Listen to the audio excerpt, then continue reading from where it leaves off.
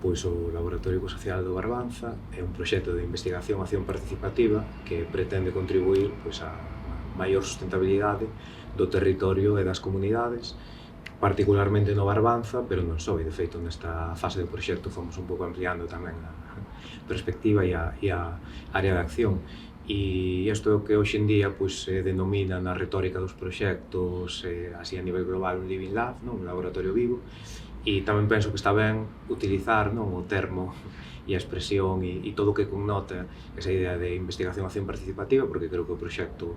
que o laboratorio é realmente investigación e acción participativa con todo o que iso implica, non é únicamente unha cuestión que se utilice pois, para vestir o proxecto, sino que deba sendo así desde os seus inicios,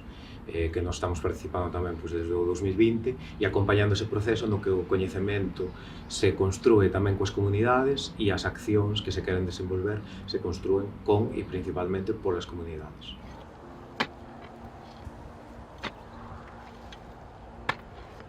A nosa entidade nos levamos a cabo, o sea, a Estágera leva a cabo a Acción 1. Entón, Acción 1, nós que facemos xunto coa Universidade Pablo de Olavide, que está tamén nesta acción, pois é estudar con perspectiva histórica os manexos dos montes comunais para poder coller o que queremos, non? Ou o que queremos non, o que nós vemos que vai nesa dirección, non? Aplicando pois, no presente. Vamos a ver, vou resumir en 3 preguntas moi grandes. Eu, por exemplo, penso como se manexaban antes os montes, non?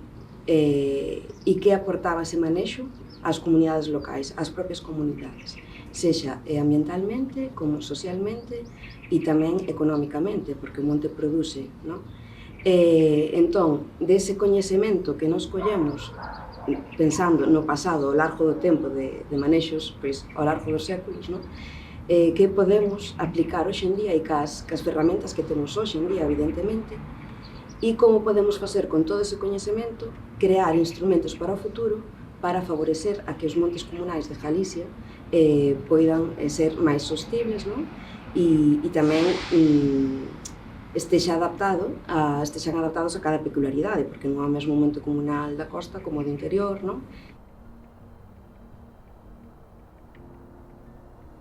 Bueno, neste caso concreto do Barbanza, eu diría que esencialmente 2, que ademais están interrelacionados. O primeiro serían os impactos sobre o territorio, os impactos ambientais que poderíamos exemplificar no máis inmediato agora mesmo, que son os incendios forestais, e en segundo lugar o proceso de desagrarización do territorio, e digo desagrarización e non despoboación, porque o Barbanza é unha zona que non está despoboada en absoluto, pero sí que está fortemente desagrarizada. Entón, esta desconexión da población co territorio nos sirve para explicar en gran parte os fortes impactos ambientais e o forte impacto dos incendios nos últimos anos. Un pouco, eu diría que agora mesmo no que é no Barbanza, ainda que en realidad isto é aplicable a toda Galicia, serían quizá os principais retos.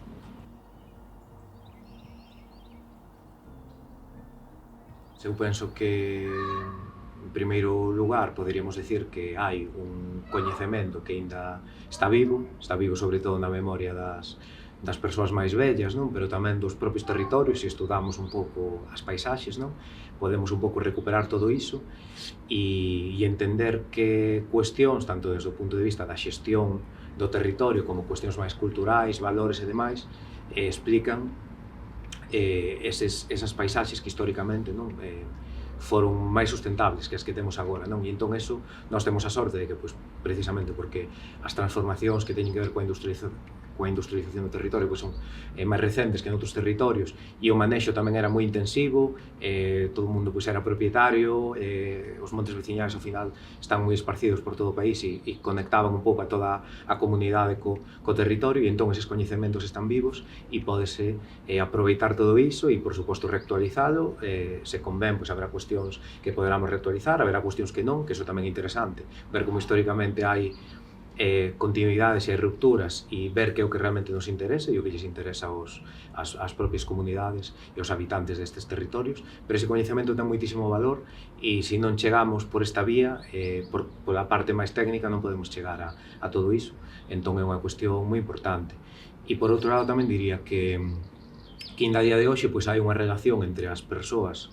que residen en Galicia e o seu territorio, non? Sexa porque pois, as súas orixes, aínda que o mellor vivisen xa nunha cidade, estén vinculadas a eses lugares pola experiencia familiar, pola relación coas persoas máis vellas, cos avós, da familia, e eu creo que iso é algo que tamén co que podemos xogar, non? E que podemos tamén, digamos, alimentar e fortalecer tamén con este tipo de proxectos para recuperar esas conexións e aí pois hai uns bimbios, digamos, para facer un cesto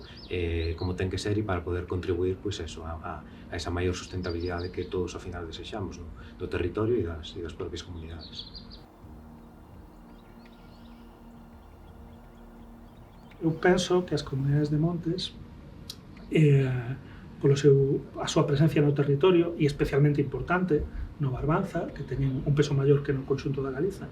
poden xogar un papel moi importante para reverter este proceso de desagrarización que fai imposible xestionar o territorio. Entonces, eu creo que a idea e a hipótese que manexamos nesta cuestión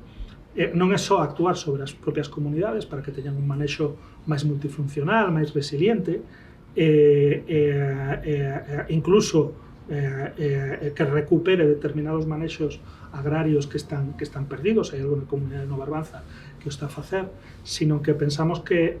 as comunidades poden actuar tamén como faros sobre o territorio, é dicir, que poden xogar un papel de arrastre sobre outras experiencias individuais que poidan caminar na mesma dirección.